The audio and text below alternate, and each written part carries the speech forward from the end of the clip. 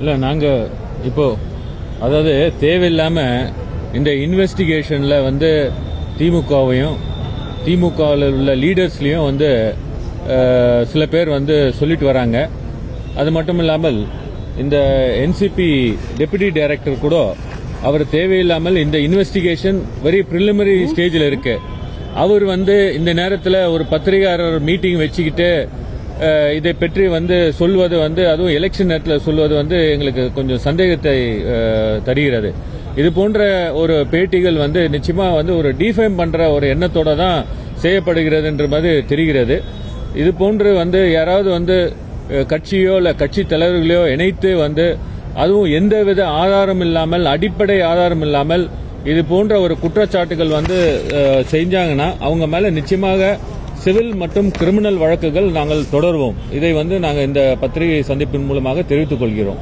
தேவையில்லாமல் வந்து என்ன வந்து பேசிஸ் இருக்கு, என்ன ஆதாரம் இருக்கு, இவரை தான் நாங்கள் கட்சியிலேருந்தே வெளியில் எடுத்துட்டோமே. அதோட எங்களுடைய சட்ட அமைச்சர் சொன்னது போல 2 கோடி உறுப்பினர்கள் இருக்கிறார்கள்.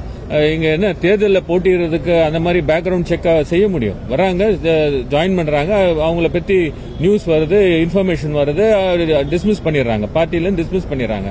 அப்படி நீங்க பாத்தீங்கன்னா குட்கா வழக்குல வந்து இவர் விஜயபாஸ்கர் வந்து குற்றஞ்சாட்டணும். அந்த குற்றஞ்சாட்டி இப்ப அவங்களே வந்து குற்றப்பத்திரிகை கொடுத்திருக்காங்க. அவங்க வந்து அந்த நேரத்தில் வந்து அவரோட பதவியிலிருந்து எடுத்தாங்களா?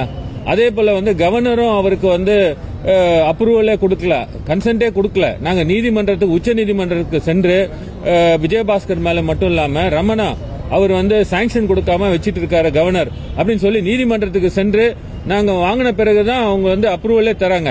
இந்த குட்கா வழக்குல பாத்தீங்கன்னா திராவிட முன்னேற்ற கழகம் தான் சிபிஐக்கு டிரான்ஸ்பர் பண்ணணும்னு சொல்லி எங்க தலைவர் அப்போது அப்போசிஷன் லீடர் அவர் வந்து சொன்னதின் பேர்ல வழக்கு தாக்கல் செய்யப்பட்டு சிபிஐக்கு டிரான்ஸ்பர் ஆகப்பட்டது. இந்த போதைப் பொருட்கள் வந்து ஒழிப்பதற்கு திராவிட முன்னேற்ற கழகம் எடுத்துக்கொண்ட முயற்சிகள் போல வேற எந்த கட்சியும் எடுத்தது கிடையாது. நன்றி, வணக்கம். செய்திகளை உடனுக்குடனும் துல்லியமாகவும் தெரிந்து கொள்ள சப்ஸ்கிரைப் பண்ணுங்க.